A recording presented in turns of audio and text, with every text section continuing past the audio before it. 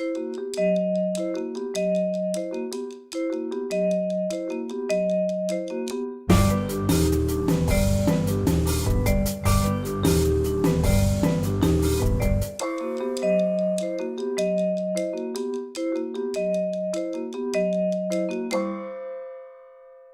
everybody, thank you for coming out. This is a great crowd, and we're thrilled to have you here to hear Professor Pierpaolo Antonello, who joins us from the University of Cambridge, where he is a reader in Italian literature and culture in the Faculty of Modern and Medieval Languages. And I've had the pleasure of seeing him in his home element, which is pretty spectacular for those of you who've been to St. John's College in Cambridge. Pierpaolo specializes in particular on 20th century Italian literature, culture, and intellectual history, and he teaches on a wide range of materials, including art and industry, also Bruno Munari, on whom he spoke yesterday at the Center for Italian Modern Art, and on whom he co-edited recently a volume of essays, rejoining a hefty amount of publications on everything from a book called Dimenticare Pasolini, Intellectuals and Commitment in Contemporary Italy, which came out in 2012, and Contro il materialismo, le due culture in Italia, bilancio di un secolo. He's edited a staggering number of volumes, including the very popular Postmodern Impegno, Ethics and Commitment in Contemporary Italian Culture. Today he will speak to us about the political forms of technology, Antonioni, Olmi, Seta, and post-World War II industrial cinema. So please join me in welcoming Pierpaolo Antonello.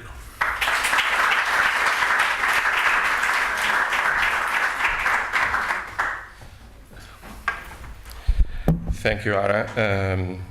Thank you for the kind invitation. It's a real pleasure to be back at the Casa Italiana after a few years, perhaps too many, and to see also old friends.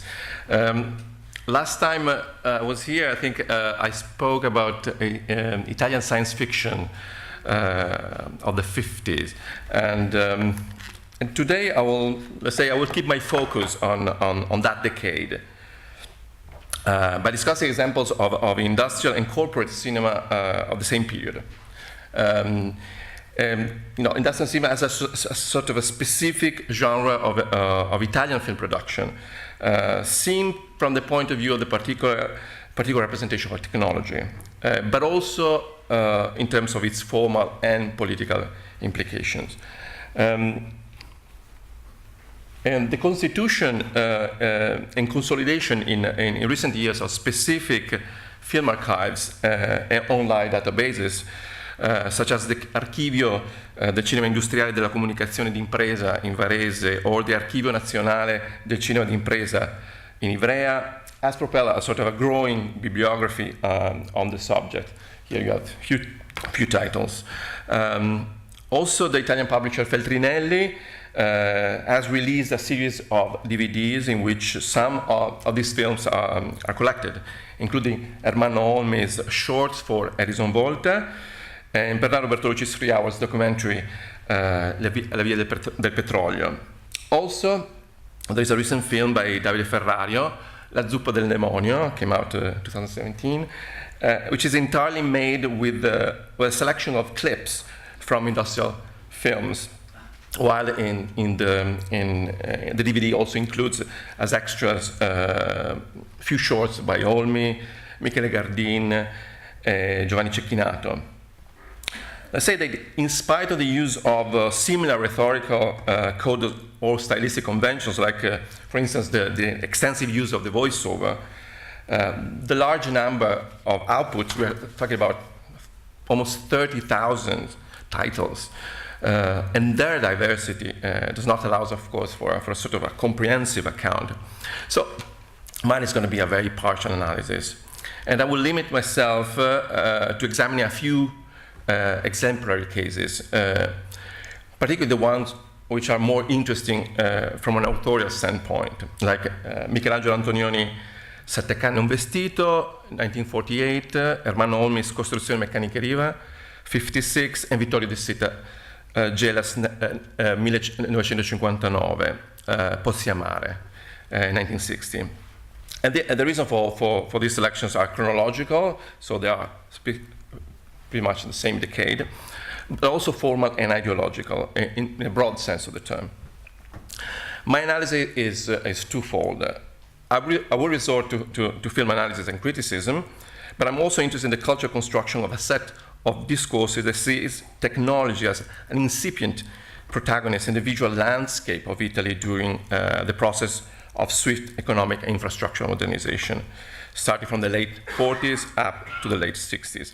And cinema was part of this focalization and tapped into the temporal segmentation of different or divergent responses to this historical process, with a more apologetic first moment during the 50s, where my analysis is situated, and a more reflexive, critical aftermath in the 60s and 70s. And from the analysis of this film, I hope to tease out some ideological and aesthetic tensions that point, on the one hand, to the formal and thematic continuity between the pre-World War II production and the subsequent years. On the other, to the particular role played by technology in shaping a specific formalistic vocabulary in these films. So for those of you who are not familiar with this particular genre, I will start with a sort of general introduction. So industrial cinema in post-World War II Italy aimed to present industrial facilities as active producers of wealth, development, and democracy for the new Italian Republic. In particular, it wished to present Italy's technical know-how and heavy industry as a young, dynamic state. So combining the style of old-fashioned propaganda with a more experimental language, industrial corporate cinema established itself a very successful and recognizable genre with thousands of shorts produced in the span of a few decades. Many films were made in two versions. One with a substantial duration, let's say 30-35 minutes, and a shorter version lasting about 10 minutes. And the short versions, of course, circulating in cinemas, supporting projections in the same way that propaganda newsreels were shown in cinemas during the fascist period. Like in many other European countries, the tradition of industrial cinema in Italy actually dates back to the first decade of the 20th century, with the films produced by film companies like Saffi Comerio, Itala, or Cines. In the early years of sound, some industrial films had an outstanding audiovisual impact, such as Acciaio by the German director Walter Walter Ruttmann. A film that fuses sort of melodramatic romance with a kind of a documentary on steel production.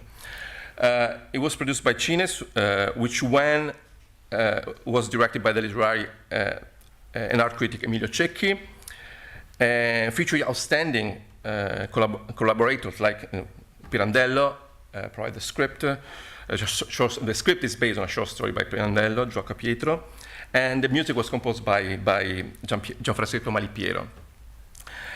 And Ruttmann's experimental take found in the steel plant of Terni, that the Italian Manchester was called, sort of a mesmerizing source of visual material. And the film remained a point of reference for many Italian directors working in corporate filming, like, for instance, Emilio Marasili with Pianeta Acciaio, a film that was produced by Italcide in 1962, and that was scripted by Lino Buzzati.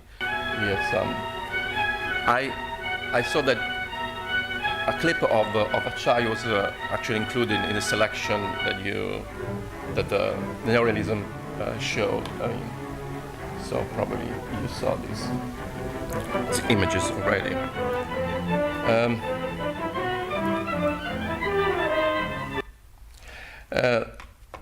Of course, then the Istituto Luce played a key role in the development of this genre. particularly during the tenure as president of Giacomo Paolucci di Calboli from 1933 to 1940. And for Paolucci, industrial cinema was meant to instruct both target and general audiences, not only about technical advancement, but also in terms of general knowledge, general cultural knowledge. Of course, he had a propaganda function, both in terms of extolling abroad the productive effort of the country in all its branches. I'm quoting from one of his articles, and the need for the development of advertisement for individual industries. So, in a sense, it's a kind of a framework that was eventually developed after the end of the fascist regime.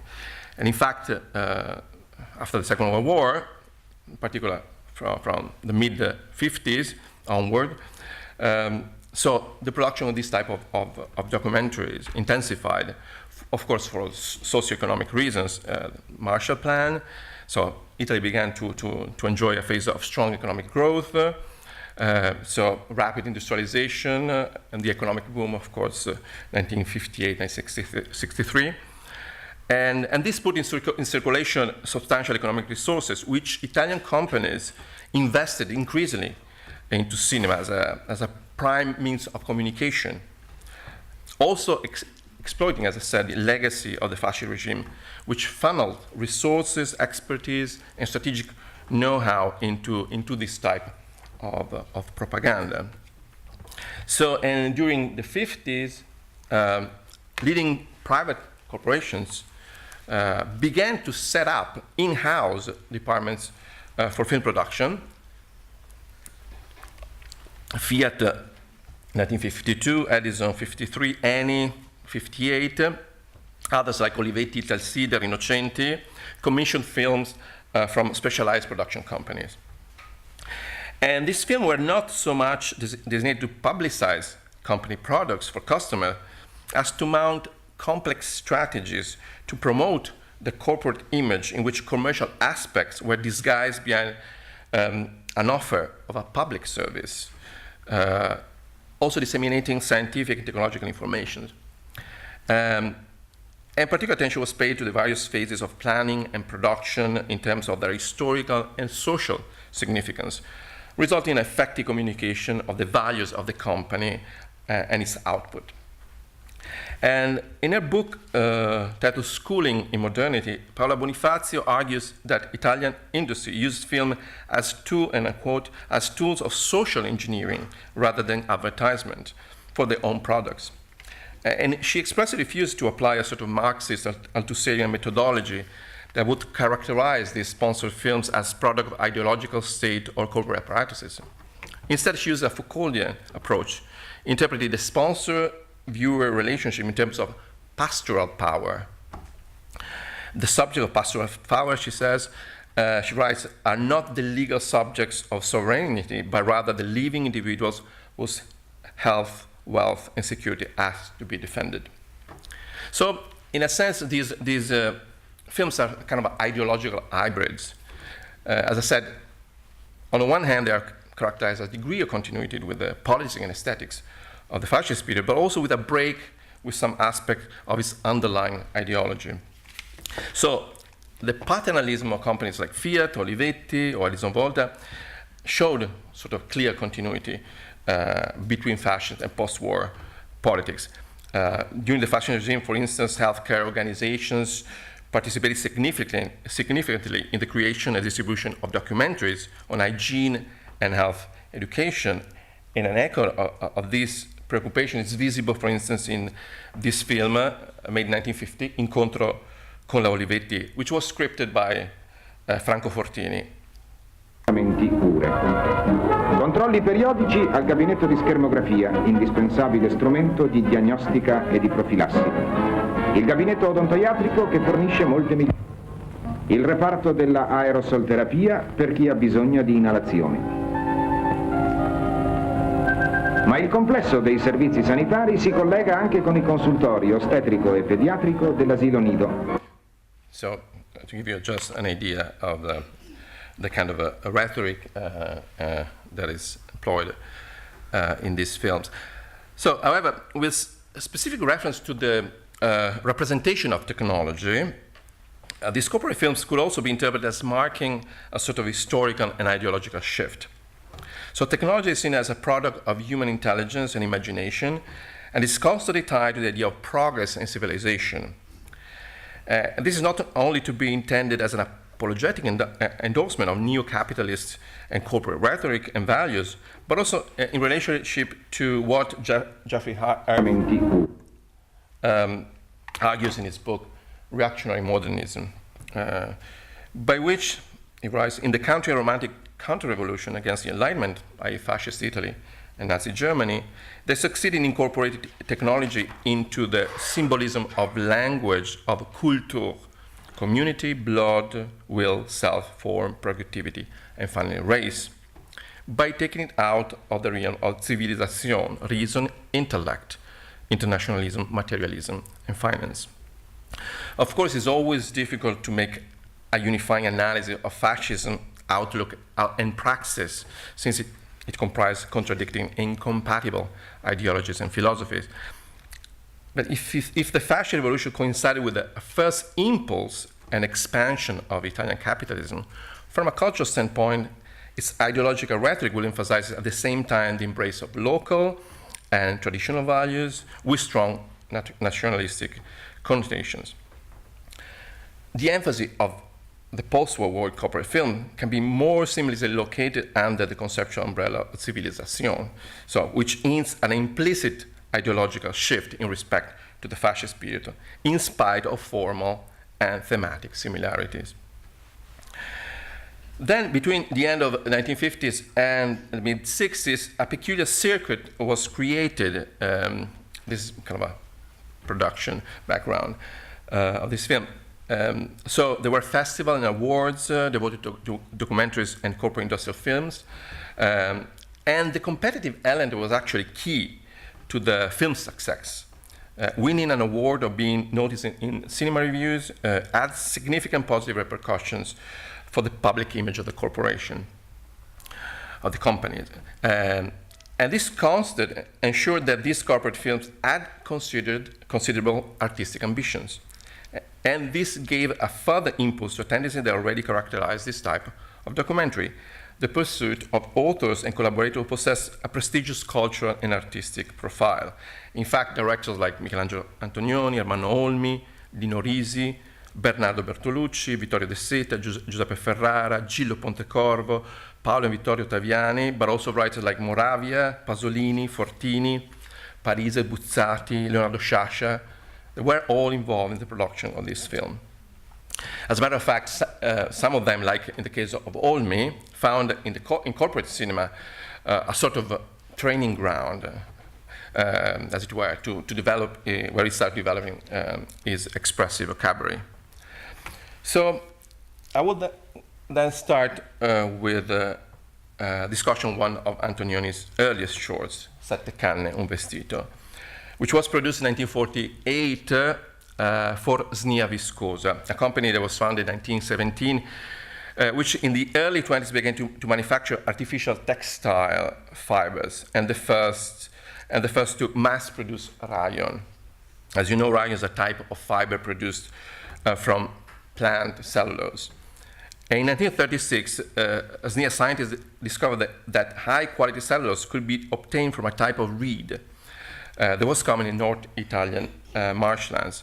And this led to the undertaking of a large-scale reclamation program in the lower Friuli and to the construction in 1938 of the state-of-the-art factory and town of Tor Viscosa. The film is set, in fact, in Tor Viscosa. It's a 10 minutes black and white short that explains how rayon is made, following the transformation, industrial engineering of reeds into synthetic fabrics. The story is told in a fairly straightforward and orderly fashion, with a voiceover typical of didactic expository documentaries. And although at first glance Sette canne un vestito seems like a piece of corporate propaganda, Critics like, for instance, Leonardo Quaresima have argued that Antonioni's early documentaries should be taken seriously from a formal standpoint, for, and I quote, they are already mature in their thematic and stylistic preoccupation.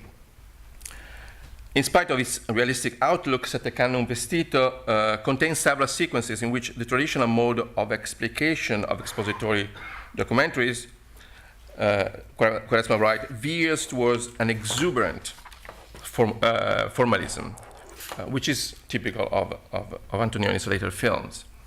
On a stylistic level, again, Quaresima, the early short continues to oscillate between a realistic aesthetic and another one founded instead on principles of abstractions. However, Quaresima, I think, projects his critical analysis towards the later, more mature works by Antonioni, underscoring, for instance, the evident, perfect continuity with the sceneries and modernist industrial ambivalence of Il Deserto Rosso, 1964. And my point of contention is that we would also need to cast a more contextually sensitive and retrospective gaze on the analysis of documentaries like this one, which allows us to highlight, as I said, the formal and thematic continuity with the propaganda aesthetic of the Ventennio. So, Quaresima contends that Antonioni adopts an iconography typical of an American model of progress with machines furrowing vast farmlands, which recall the iconography motifs of North American realist painting. The same emphasis on agricultural machinery in the opening sequence is also reminiscent of Soviet cinema, it says. Pietro Garofalo has examined how Soviet films and texts by Eisenstein, Dovchenko, and Verto circulate in Italy among filmmakers and cultural critics. However, it seems to me that Quaresima's analysis is somehow partial and a more or less conscious attempt, quite typical among a number of Italian critics, to seal off the post-World War Italian masters from any formal contamination with fascist culture and forms of representation.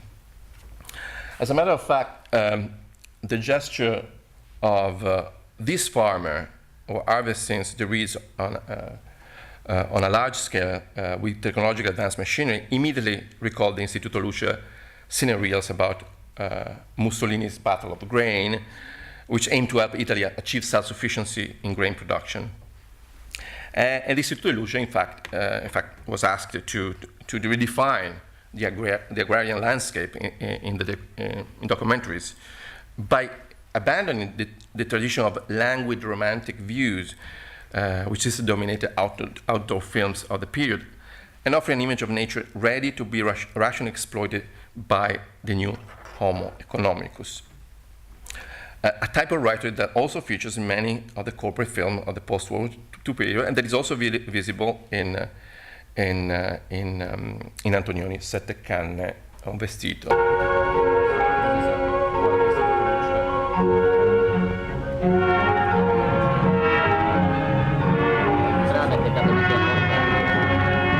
Mese distese, verdi nel sole estivo, bionde in autunno. Hanno un nome primaverile, Arundo Donax.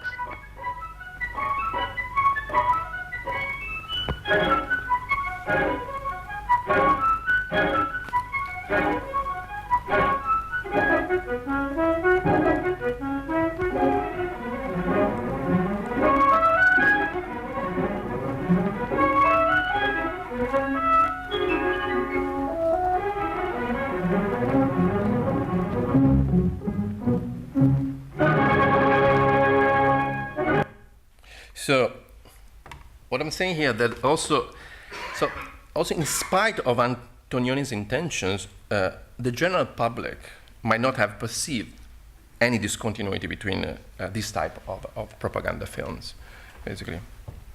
One may want to invoke here the Bakhtinian notion of genre memory, by which the objective memory of specific genre preserve the peculiar features that are common to old and new artistic products. And I'm quoting, a genre possesses its own organic logic, which can, to a certain extent, be understood and creatively assimilated on the basis of a few generic models, even fragments. And propaganda documentary were a highly codified genre with a sustained albeit recent tradition, and both authors and spectators and magnetic regime probably tapped into this tradition. So, with respect to the subject of this documentary, we also need to foreground the fact that Torre Viscosa was born out of that fascist autarchic program. So it was part of a cultural, scientific, technological mobilization to exploit local, albeit limited resources. So on this score, it's hard to argue in favor of a radical break between the rhetoric of these films and the fascist propaganda.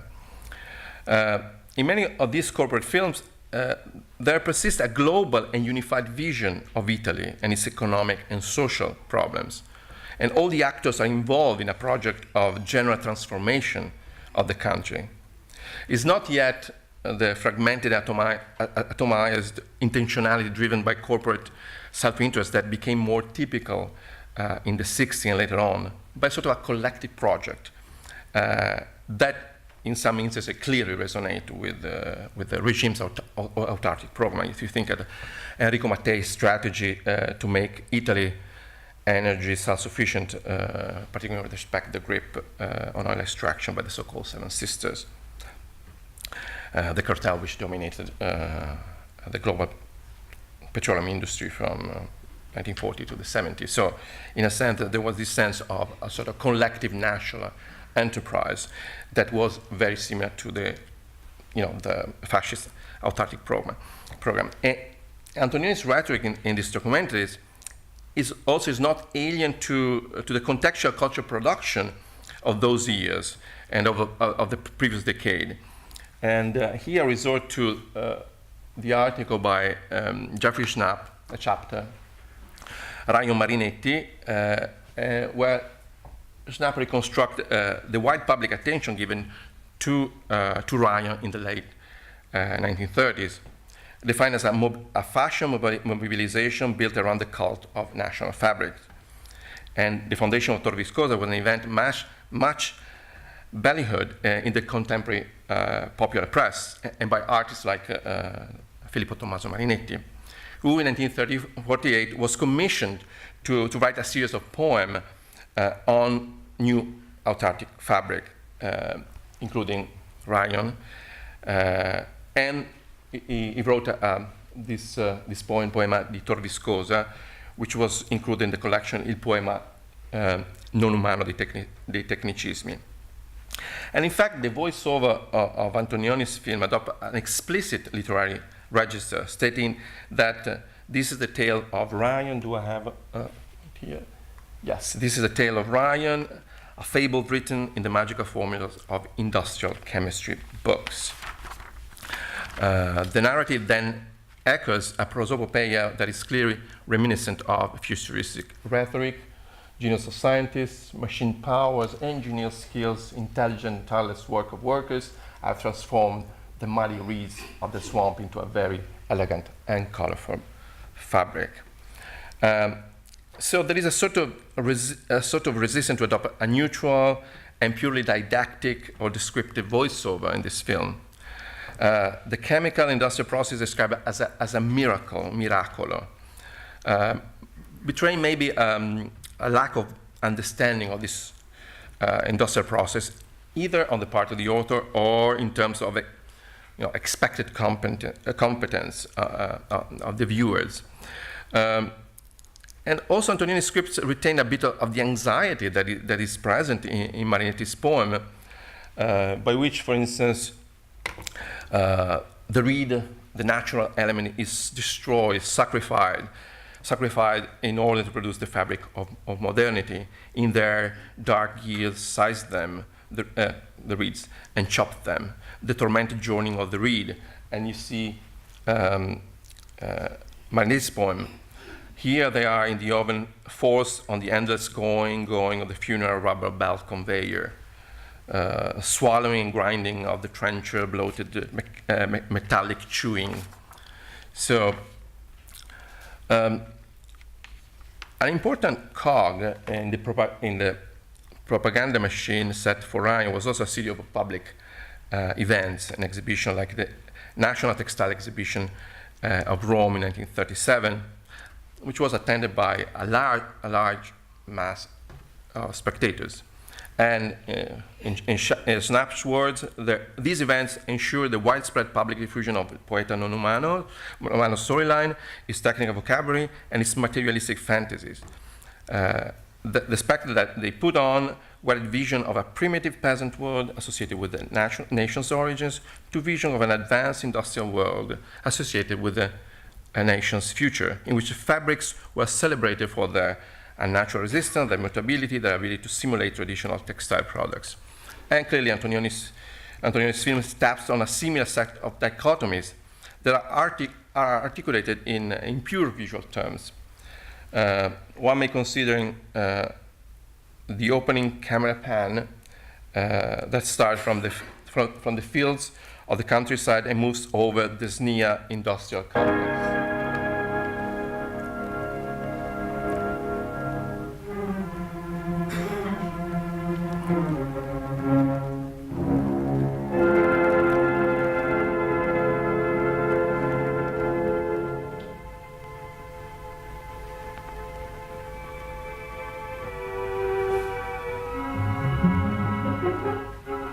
Questa è la favola del Lion, una favola moderna scritta con le formule magiche dei libri di chimica industriale. And here in the next shot, we have a series of trailers packed with reeds, which as a theater curtain, which opens the vision of the factory. Con l'inverno i milioni di canne vengono recisi, affastellati e portati in un maestoso edificio che ha tutta l'aria di un castello misterioso.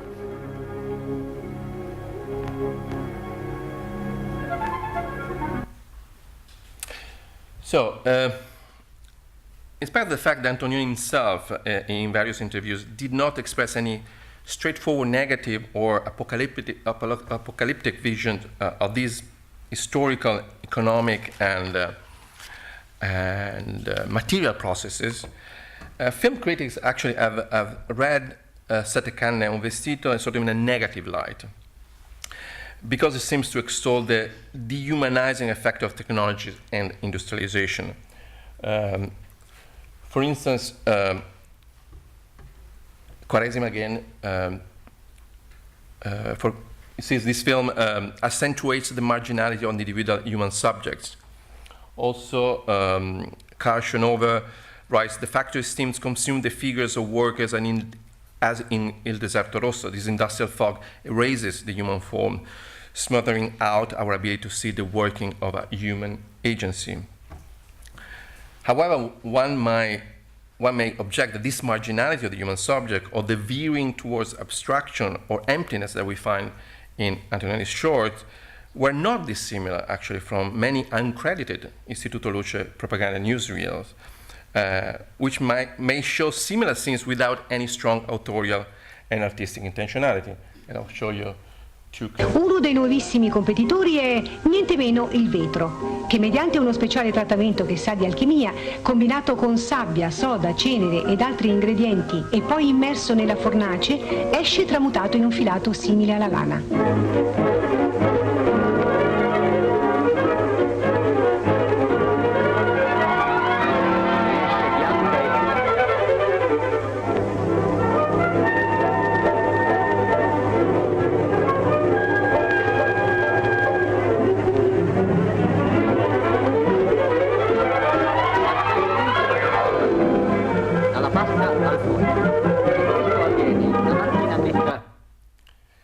Okay, so what I'm trying to say that, again, okay, so it's certainly true that abstractions are constant and always latent dimensions in Antonioni's documentaries, as Quaresima argues. However, one may ask to what extent the subject itself suggests specific modalities of representation, in spite of any explicit ideological or epistemic take on the subject. And on this score, it's interesting to analyze the second clip, the second film that I'm showing here, Costruzioni, Meccaniche, Riva by Ermanno Olmi, which is a kind of a useful test case in this regard. So Ermanno Olmi, of course, was one of the Italian neorealist masters.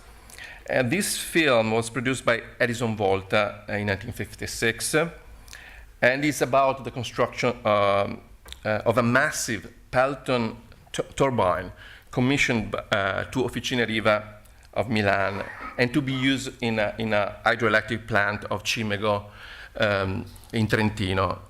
Edison was established in 1884 in Milan as a power utility. And he built Europe's first power plant at Santa Radegonda in Milan. And from 1953 to 1961, Olmi worked for the cinema section of Edison and learned, as I said, his trade by making around 40 documentaries for the company. Costruzioni, Meccaniche, Riva is a film that stands out with respect to the rest of Olmi's production of the period, which was dominated by kind of a neorealist imperative.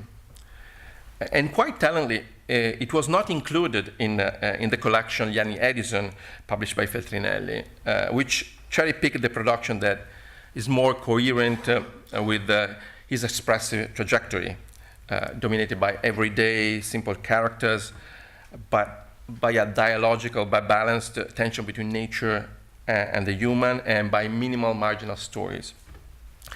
So the subjective look that characterized other documentaries like La diga del ghiacciaio, La pattuglia di Passo San Giacomo, or Manon Finestre 2, which was scripted by Pasolini, is retained in this documentary through a highly aestheticized outlook, in which the main protagonist is now technology more than anything else.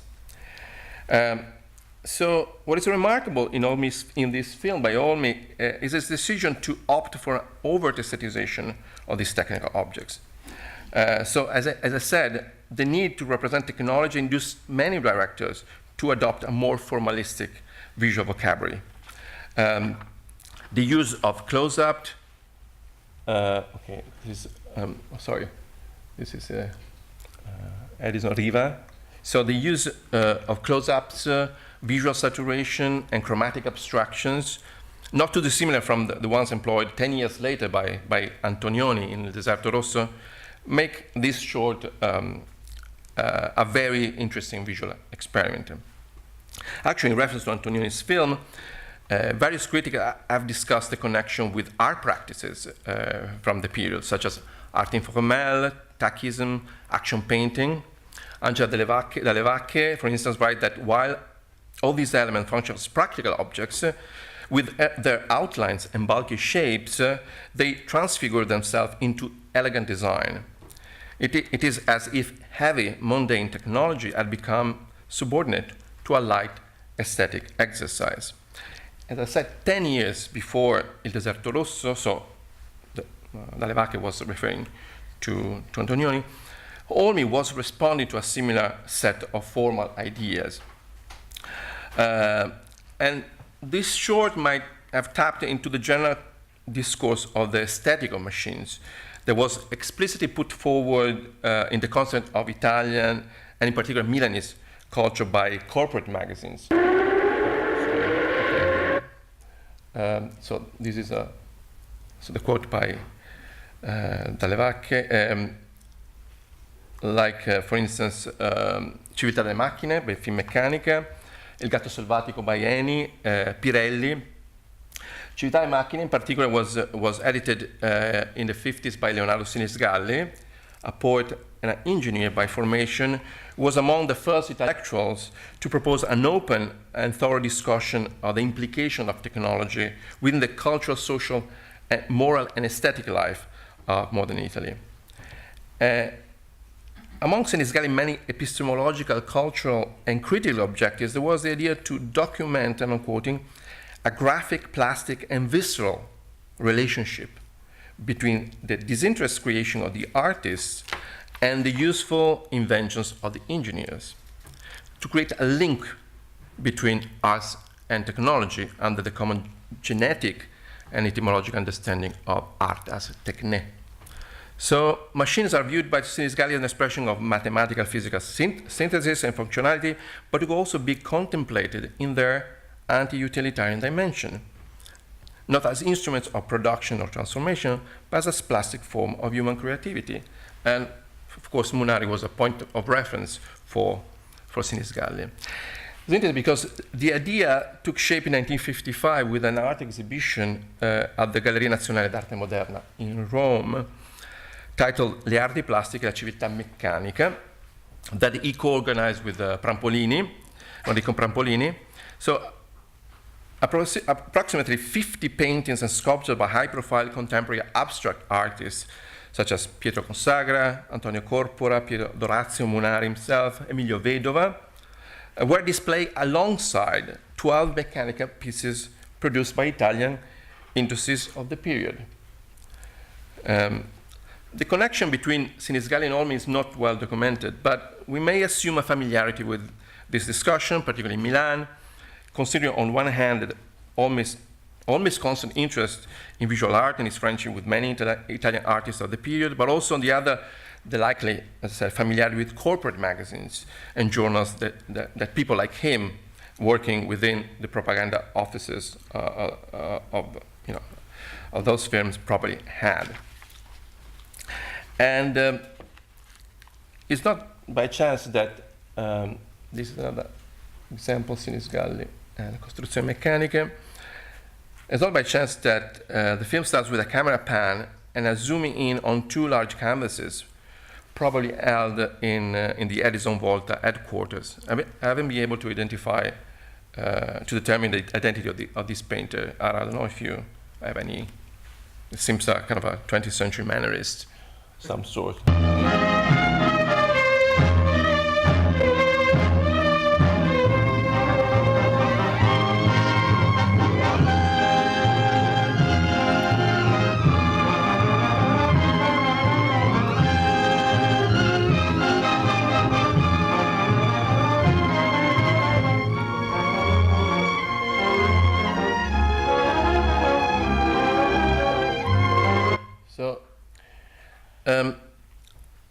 Olmi seems to implicitly suggest here the connection between pictorial art and technology in the vein extolled by Sinisgalli. The documentary teases out their proximity both in metonymic and epistemological terms. The voiceovers highlights the fact that we are not dealing with serial assembly line time of production, but with an ingenious, purpose-specific kind of tool-making. Every turbine is unique in the same way a piece of art is. According the camera frames this object in the same way it will frame a modern sculpture, whether Hans Harp's, Henry Moore's, or Consagra's. So also the working residues of the ideation and the production process of the turbine are also seen not so much as discarded material, leftovers, but still as carrying an aesthetic dimension, as memorial relic of a productive process, but also as material curiosities, so to speak. So they are removed from their context and isolated by contrasting lighting that transform them into abstract forms. Similarly, the scale models of various turbines are placed into display cabinets, as if in a museum, and individually named as if they were signed by famous industrial artists who go by the name of Kaplan, Francis, Pelton. So they look like a modern repertoire of technological sculpture, very much in the sense expressed by Sinisgalli and Prampolini in their Roman exhibition. And I'll show you a clip here. Qui, nella piccola officina annessa al laboratorio, nascono i pezzi più delicati dei modelli che poi vengono sperimentati e collaudati. Qui si controllano i pezzi già costruiti. Qui si conservano alcuni cimeli che rivelano all'occhio dei tecnici 100 cose misteriose per il profano. L'azione potentemente erosiva dell'acqua su una spina di turbina Pelton, una pala Francis corrosa e cavitata, un deposito calcareo formatosi nell'interno di una pompa che sembra una piccola montagna bianca di sale, e ancora una spina Pelton, una pala di distributore per turbina Francis somigliante ormai a un'ascia preistorica, e una spina sulla quale l'acqua ha lavorato come se fosse una mola durissima capace di scavare l'acciaio. Accanto ai pezzi logorati, ai pezzi che hanno vissuto la loro vita di reali strumenti utili all'uomo, ecco i modellini che riproducono in dimensioni ridotte le forme caratteristiche delle Kaplan e delle Francis, o il singolare disegno delle Pelton. La costruzione di una turbina è un lavoro.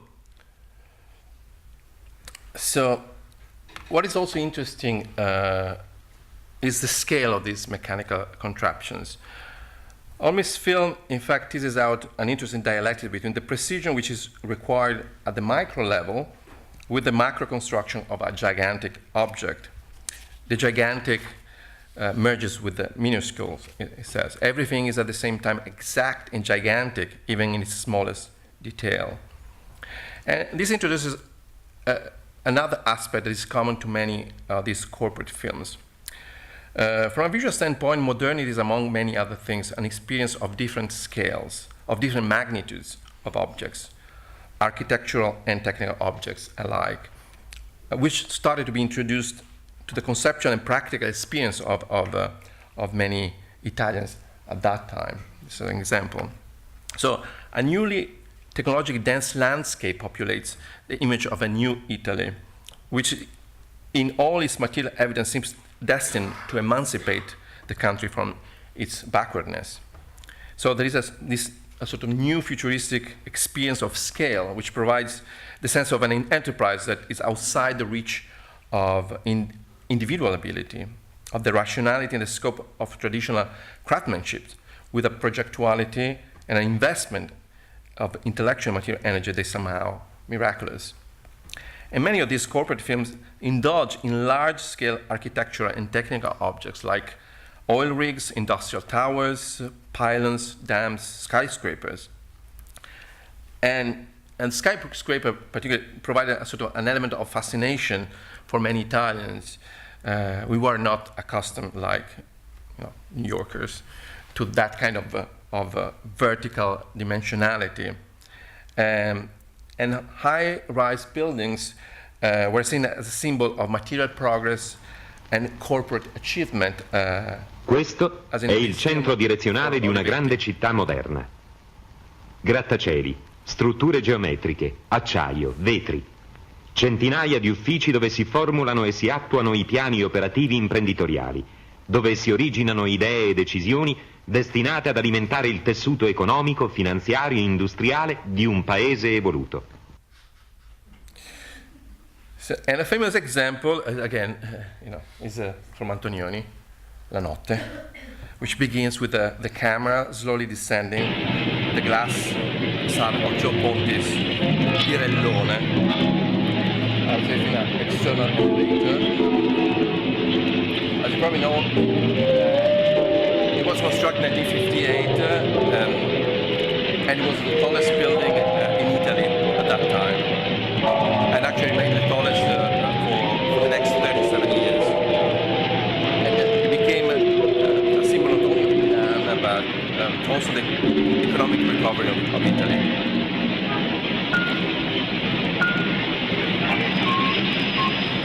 As a matter of fact, these interests in aerial and high-angle shots were present in Sette, canne, vestito.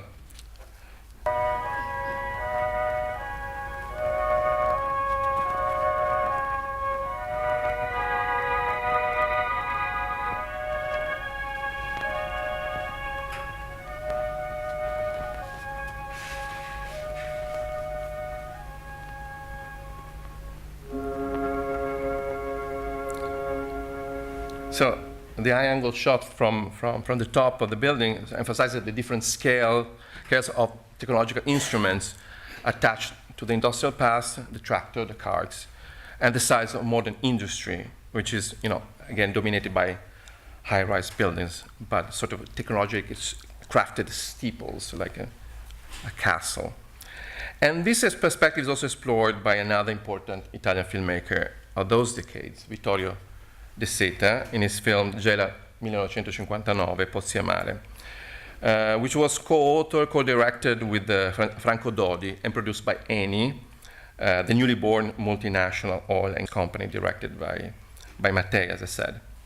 And Gela 1959 is mostly about the construction of the Scarabeo 1, which was the first offshore oil rig in Europe, which completely changed the economic and social landscape of that part of Sicily. And it is testimony to the introduction of industrial modernization into the life of a remote Sicilian town like Gela, which in a few years almost completely wiped out a pre-modern world that had remained practically unchanged for centuries. It's unclear how extensive the Seta's contribution to the film was. The Seta, as you probably know, became famous for its chronicles of manual labor in Sardinia, Sicily, Calabria.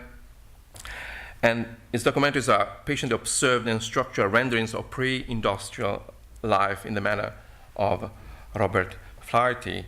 And these films actually departs from his usual anthropological frame of reference and explore the negotiation between the industrial modernization and the economic condition of local peasantry in a way that is not yet tinted by any form of nostalgia or critical outlook, as it will be later, like in his TV documentary for Rai titled La Sicilia Rivisitata, 1981, where he goes back to the same places where he filmed these documentaries.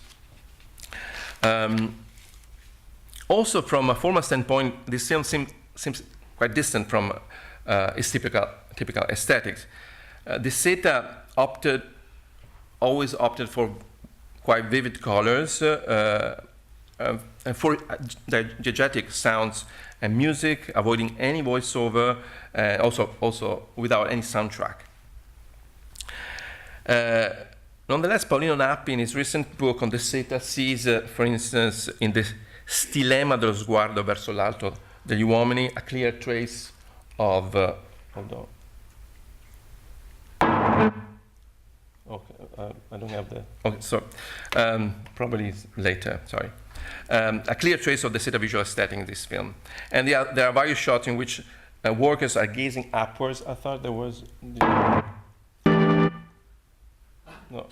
Yes, this is, sorry, it was placed in this, in which workers are gazing upwards toward the summit of the rig for merely practical reason, but which may also suggest a form of sexual invocation, the looking towards new future horizons. Gela 1959 was obviously constrained by its propagandistic and informative aims, dictated probably by any ufficio cinema. As a matter of fact, Gela became the subject of a number of corporate films financed by Eni, including A Gela qualcosa di nuovo by Fernando Cerchio, L'Italia non è un paese povero by the Dutch director Joris Evans, and Gela Antica e Nuova by Giuseppe Ferrara, scripted by Leonardo Sciascia. And of course, all these films tapped onto the questione meridionale and the need for a developing nation like Italy to rescue its poor and backward south, which had now found a new opportunity by discovery of oil and natural gas.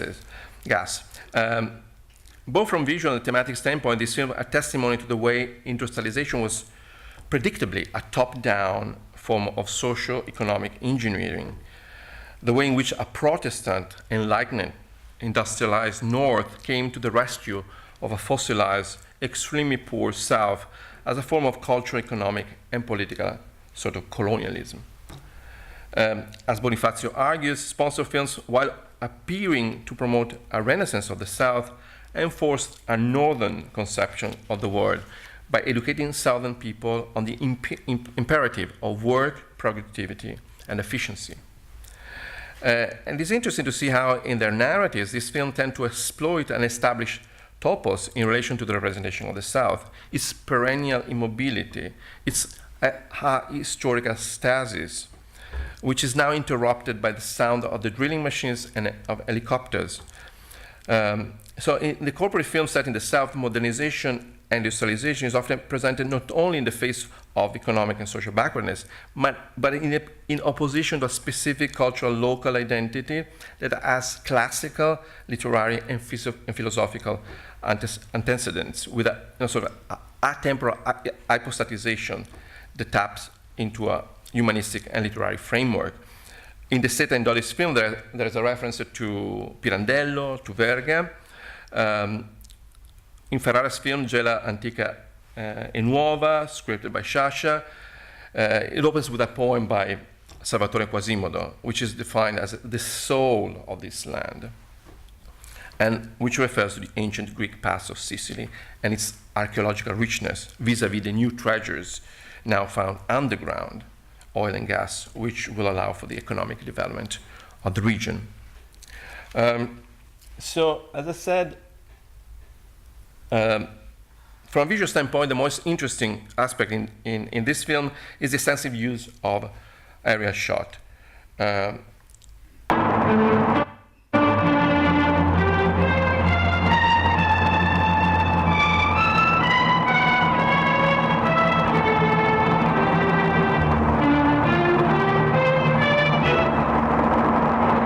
Sotto il mare di Gela, lungo la costa meridionale della Sicilia, da millenni giace il petrolio. Ora è stato trovato. Il pozzo sottomarino realizzato dall'Eni è il primo del genere in Europa. Il petrolio è un minerale prezioso, bisogna andarlo a prendere dov'è, anche sotto il mare. L'impianto è formato da due complessi interdipendenti, una piattaforma in acciaio sul fondo del mare e una nave appoggio. La piattaforma sulla quale è sistemata la torre per le perforazioni è stata battezzata Scarabeo. Ha attraversato l'Atlantico dalla Louisiana alla Sicilia, trainata da un grosso rimorchiatore. La nave appoggio, la Saipem, fornisce alla piattaforma il necessario per funzionare. Quando infuria una tempesta, la nave cerca riparo nel porto più vicino. La piattaforma, saldamente appoggiata sul fondo, rimane sola a fronteggiare la violenza del mare. Anyway, so the helicopter is clearly one of the protagonists of the film. And there are numbers of scenes in which the helicopter is framed and symbolically inscribed in the natural landscape of Sicily against a full moon, against the tower of the oil rig, or following its shadow on the wheat field of the region. It's a sort of like a guardian angel that flies from place to place to bring its mission of material and economic emancipation. And of course, the reference.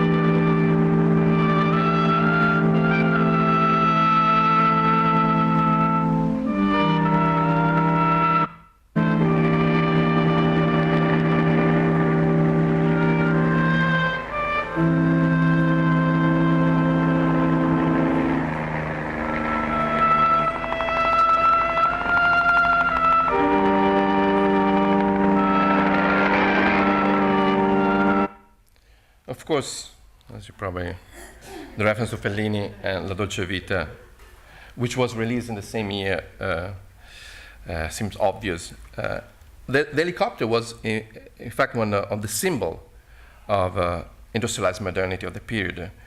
And in fact, in the 50s, the helicopter started to populate Italian skies as a new technological invention, actually particularly suited for the particular weather and territory of Italy. As it was said in 1956 article in Civiltà delle Macchine, l'Italia è il paese degli elicotteri. So, and this bird-eye view from above seems to suggest the kind of paternalistic attitude invoked by Bonifacio in her book, as I said, in terms of a top-down intervention. Very much similar to the one you find in Ottieri's novel Donnarumma all'assalto, which is about the experience of the experience of Ottieri in the new Olivetti factory in Positano. With respect to the mythical cinema, the first short films that, according to Evelise Perniola, also betray an aristocratic outlook, an aesthetic contemplation closer to an enchanted rapture than to social analysis. So in this short, there is a more clearly structured temporal and historical tension, the out-of-sync temporality between the mythical immobility, as I said, of Sicilian peasantry and the technical economic progress that is offered by the industrialized North, with implicit political connotations.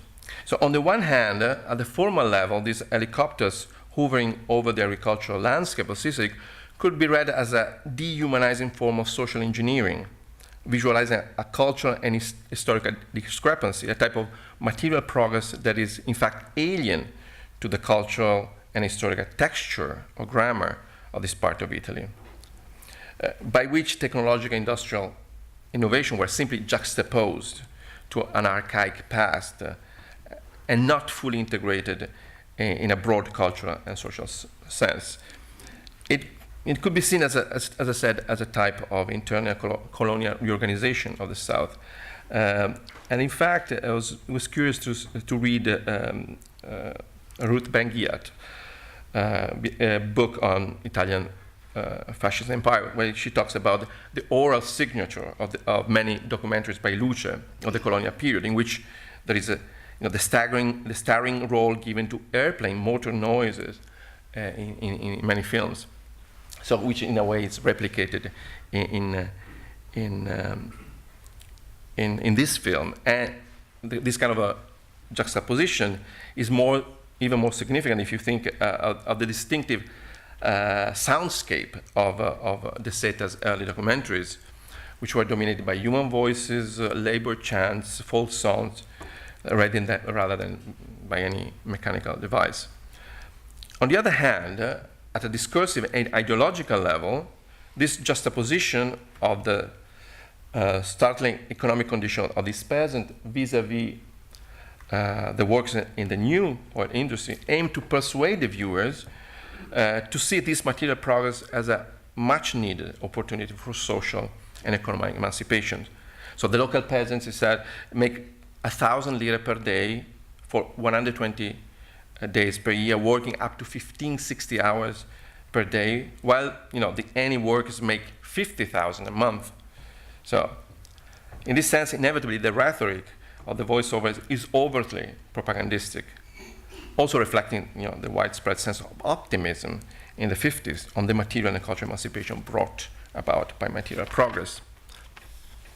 So, unlike their fathers who were forced to look for bread abroad, the Sicilian workers who worked on the Scarabeo found work and civil dignity in their own island. Moreover, they are aware that with their toil and sacrifice, they laid the foundation of industrial transformations, of the economic and social rebirth of the land. After centuries of isolation, of abandonment, of inactivity, the dawn of a new day is rising on Sicily. For this reason, the history of the oil of Gela, even if that just began, has already assumed the character and the epic contours of legend. And it's also compelling to see at the end of the film how the technological and material progress will promote forms of cultural emancipation among the local workers, not only in the shape of technical know-how, but also through literacy against a backdrop of endemic illiteracy and cultural consumption, symbolized by the music records recently introduced in Italy. However, it was this material, economic, and cultural progress that in a few years swept away a type of culture that had resisted for centuries. And later, the Seta remember these years and the experience of filming the South as stated by a sort of omen presagio, as an unconscious subliminal perception, una percezione inconscia subliminale, as a form of naivety of progress. The naivety of progress has thought that everything would have gone smoothly. It was thought that development could only bring benefits. There were no implications. Instead, the implications were terrible because with extreme ease, with very little sensitivity, the peasant culture was liquidated as something now superfluous and useless. And eventually the Seta, in another interview, will seal his thought with the famous nostalgic and apocalyptic dictum by Pasolini that would become a refrain from the 1960s to the present day. Those years of material and economic miracle were in fact responsible for a cultural genocide, for the total eradication of the mythical Italian rural and peasant culture. But this is another story. Many thanks.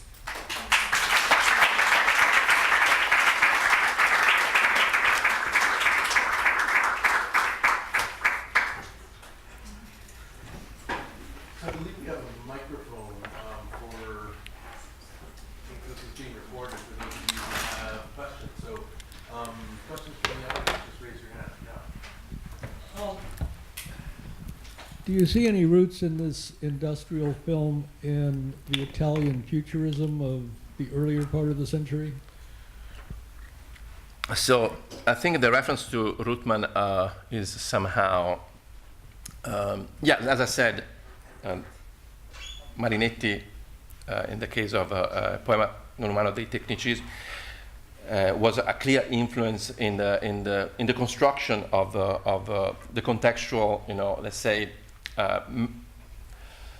discourse that eventually Antonioni, I think, or at least the people who actually scripted that short, exploited it.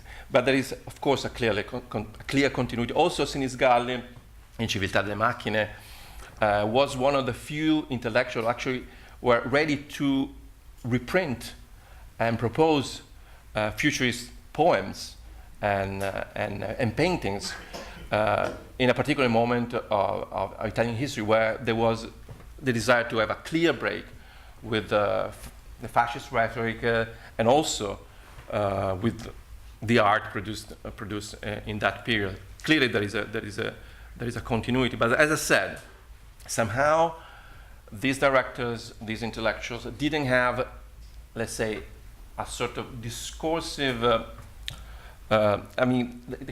sort of metaphors, a kind of language that would actually replace the kind of metaphors that were used by the futurists.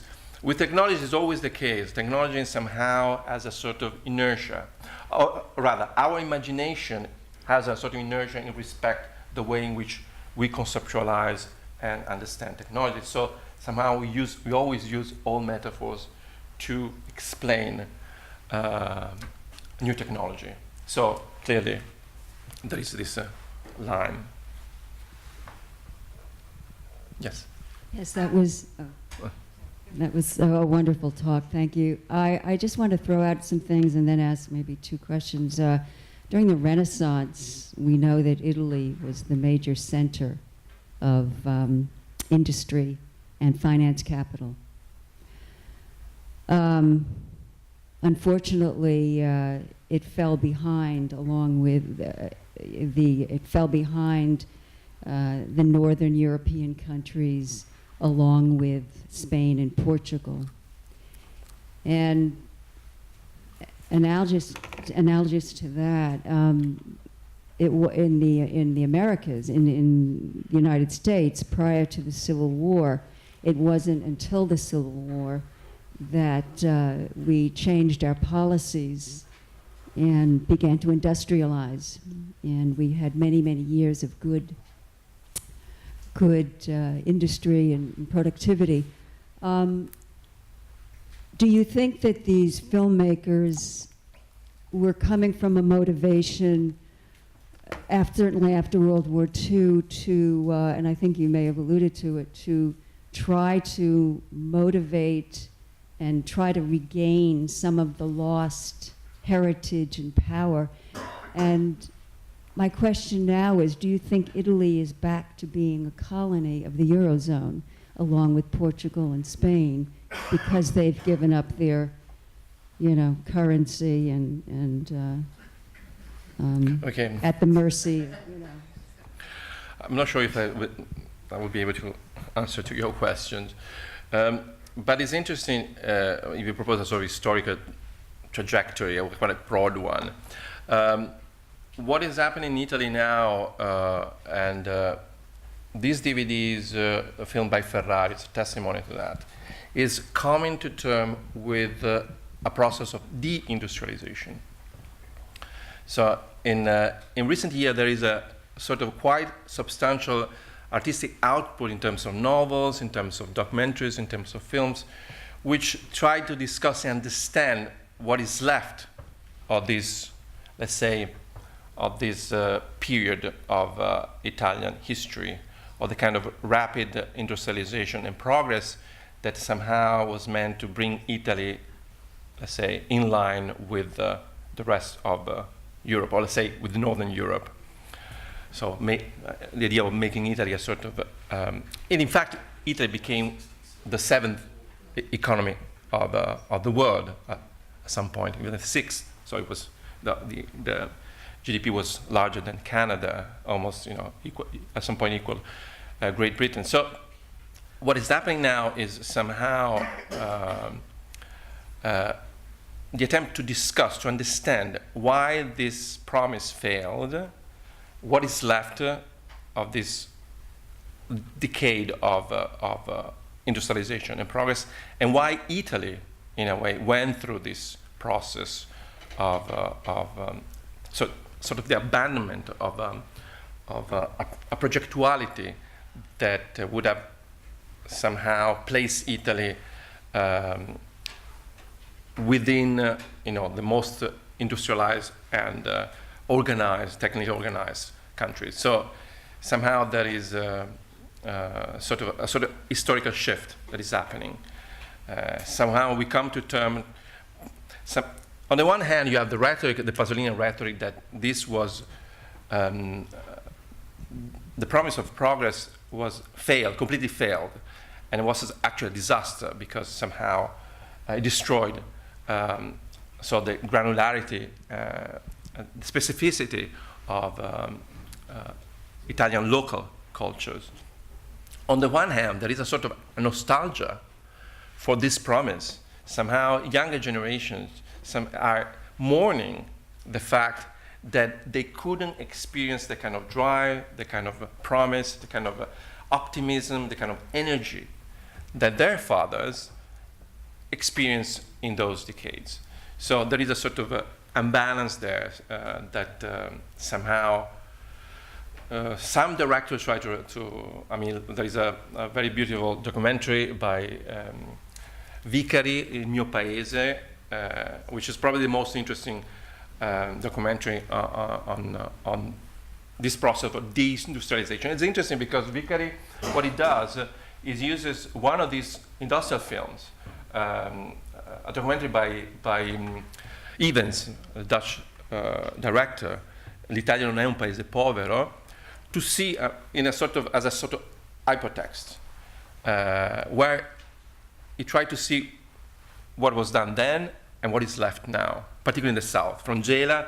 So basically, it's from Gela to Marghera. So he travels through Italy to understand why the promise of progress and emancipation and modernization somehow failed or was somehow crippled by Italian recent history. I have a question that actually comes from this, what you were just saying, although I had another question earlier. Mm-hmm. This questioning now, this kind of nostalgia for why couldn't we make it back when we thought we could leap ahead. Is that connected in any way now to a, not just what happened to industrialization, but if I could say this, a nostalgia for the democracy that was promised, for a democracy that was tried and failed? Because what we hear so much now is an anti-democratic. It might be, I don't think it's, there might, I'm not sure if I can answer this question, but certainly the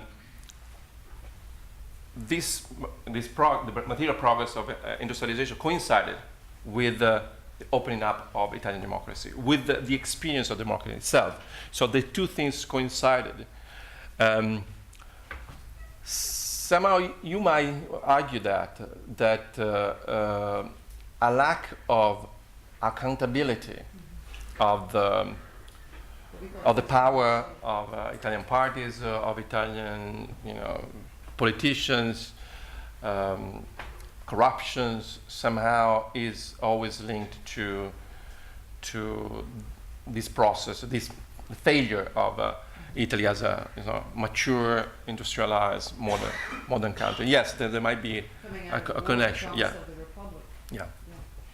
Also, reading it entirely as a layman about fascism, one time I was very struck by the phrase used by an Italian that Mussolini was seen as the human tractor that would pull Italy out of the swamp, Yeah. out of the ditch. And the pitch of these industrializing films is the same, it calls to mind the same image, but also in a context of Italy as a sick country, a sick culture, as if it's enervated, and all the vivacity of its imagination and its almost unlimited inventiveness was exhausted centuries ago. So the culture is weak, débolé. It's very sad to hear it that way. No, what I'm saying, it's true that somehow, going back to the use of metaphors, Mussolini was seen, was The human tractor. a human tractor. It was seen as also a pilot of, there was this rhetoric based on the aerial power of Italy, the construction of airplanes, the denomination of, in which Mussolini was seen as the pilot of Italy. So, and there is tied this futuristic idea of technology and the merge of technology and the human. So, what you have in this documentary is somehow removing a sort of single agent, a sort of figure that dictates this sort of progress, or in a sense embodies this idea of direction, energy, guidance, and there is more a collective enterprise, because finally we have sort of a democratic state, so to speak, but which retains somehow a grammar that is still tinted by this idea of a collective agency. But you no longer have the Duce as a pivotal point of reference, but is seen also still as a form of a sort of collective enterprise in which Italy is unified, is a nation. There's a body, sort of body politics that moves along. Hi, thank you for this great lecture. I wanted to ask you about the human presence in these films that you've chosen, because it seems to me that in this selection of films that talk about technology and industry, so the first film, as you said, there's no human presence. It's like the machines are self-motivated, they just move along. The second film, you only see like these white-collar technicians, that are like the ones designing the machines. And in the third one, you see the peasants. Yeah. And to me, like the elephant in the room is like, what about the working class, the proletariat, the people that are actually like producing these things? And I think it's an interesting absence. I don't know if you could speak to this absence. Yes, somehow my interest was in the representation of technology, so mechanical devices, contraptions, this idea that are becoming protagonists of a new form of narrative. New form of narrative, as I said, there are antecedents in fascist propaganda. But certainly, somehow, workers are removed from a sort of agency. So they are part of they're cogs in the machine of industrial production. In a sense, the last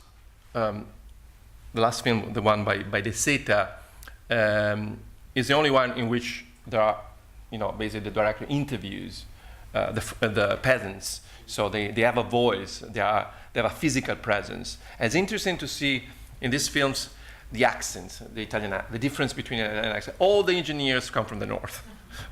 Emiliani, Piemontesi, Milanese, all the peasants have this inability to speak proper Italian. They speak with a broken Italian, and of course you have a sort of physical understanding of the radical difference between the north and the south. Yes, working class.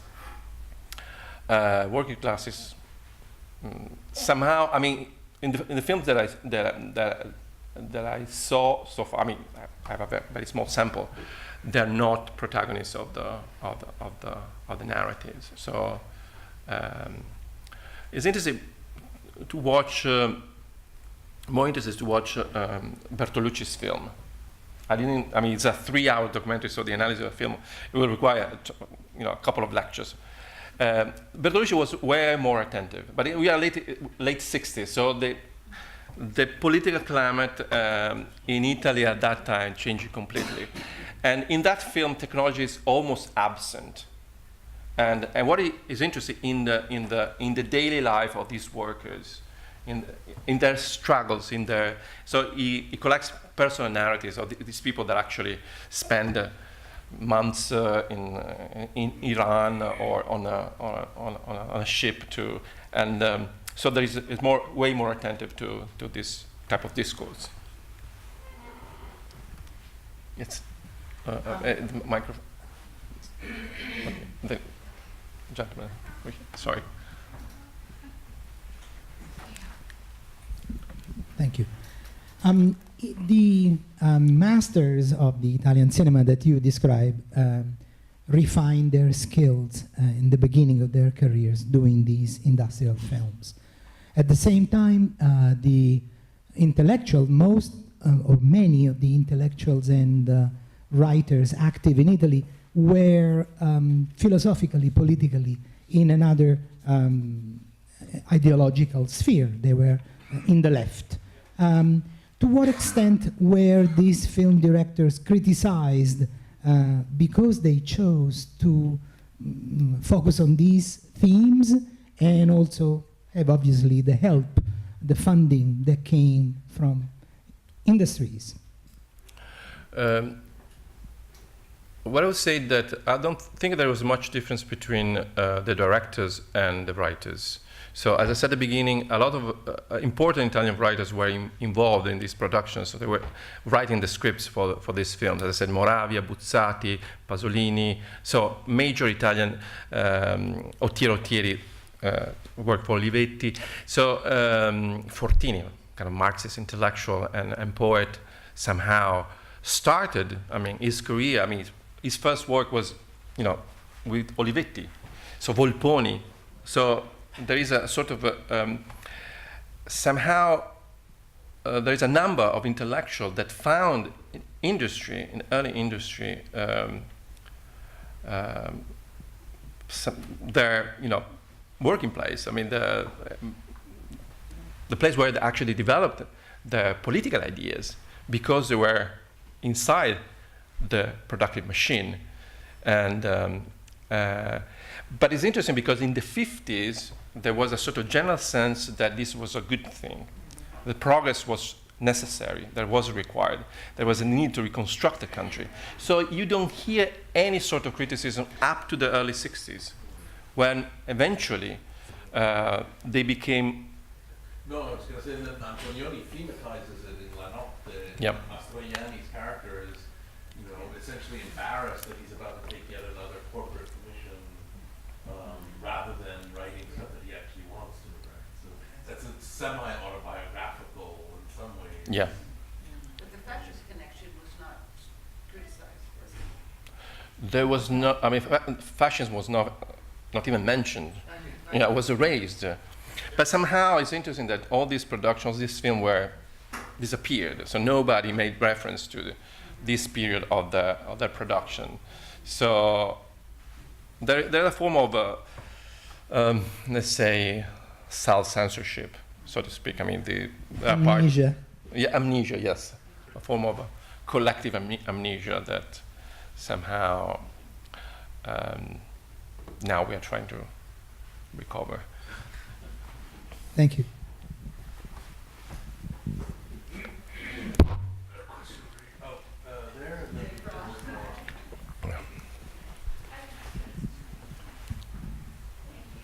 Thank you. I just had a question related to who were these movies actually targeted for? Like, who was the audience? How were they distributed? How many people in Italy have seen those movies, and what was their reaction? Well, I'm not sure how many, but many. As I said, these films are basically they're 10 minutes short. So there were they were screened before a feature film as a sort of, let's say, like propaganda newsreel, all the cinegiornali during the fascist period. So at the beginning of a projection of a film, there was always a cinegiornale, 10 minutes cinegiornale. So they replicate the same model. This is before the introduction of the television in Italy. So somehow this film was seen by millions of people. I mean, if you think about the numbers of Italians who were going to the cinema, I mean, in those years, staggering compared to the meager few hundreds that that we have now. But so they were extremely popular. They were seen by literally millions of people.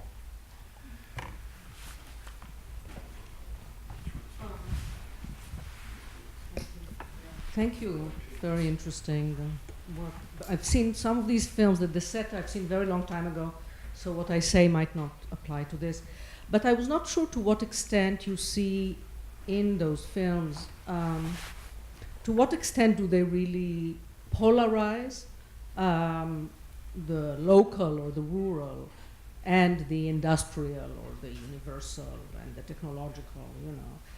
Because, you know, one of the things often said about Antonioni, for instance, both about I've said it about his documentaries, other people have written this about his fiction films, you know, that if there is something that he succeeded in doing for the Italian imagination is to mediate, in fact, the local and the universal, the specific, the rural even, right? To create a kind of pan that, kind of metaphorically, a kind of panning shot that includes both the field and the industry, and not to polarize them. And in the same way, not to just his films, like, of course, it also is the obvious one, is never just, it's not a criticism, you know, it's not a rejection of industry. It's also an embrace of its beauty.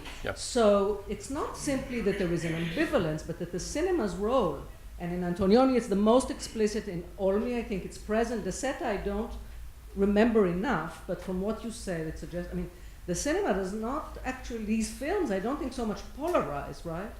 But they somehow create the continuity. Did you, well, I didn't understand to what extent you want to... I think it's somehow, on the one hand, the Seta's documentaries are set in the kind of in the rural, in the life, life of fishermen, of peasants. So somehow it crystallizes a sort of historical moment. These are people, faces, voices, songs, actions that have a sort of historical depth. So these people have been doing these things for ages, for centuries. So they're repeating, it's a kind of a cycle of life. It's kind of a ritual of life that is repeated over and over. These are the early documentaries by the Seta. In this film, it's quite staggering how it juxtaposes, on the one hand, this mechanical, the oil rig isolated in the middle of the sea, and the land. So this farmed land where these poor peasants spend their life, you know, with the... So somehow, from a visual standpoint, it creates this tension, this polarization. And there's no real integration. Somehow, as I said, there is the accents, you know, produce a sort of polarity. As I said, the workers on the oil rig have access to literacy, to cultural consumption, and on the other hand, you have these peasants who wake up. They say, I wake up at 3 o'clock in the morning, and we go back at 10 o'clock in the evening. So we spend 15, 18 hours on the field. So there is clearly a polarity there. The only thing that I would say is that I'm not sure how much this tension is, so how much the Seta had an input in this kind of the construction of this polarity, because it was co-directed with Dodi. So somehow, how much we don't have the possibility to really understand how much you contributed to the film. But it's clearly there's not the integration that you have. or the attempt of integration that you have in Antonioni.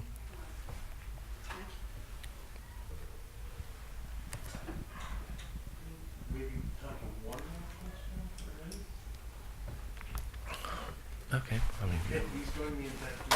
Thank you.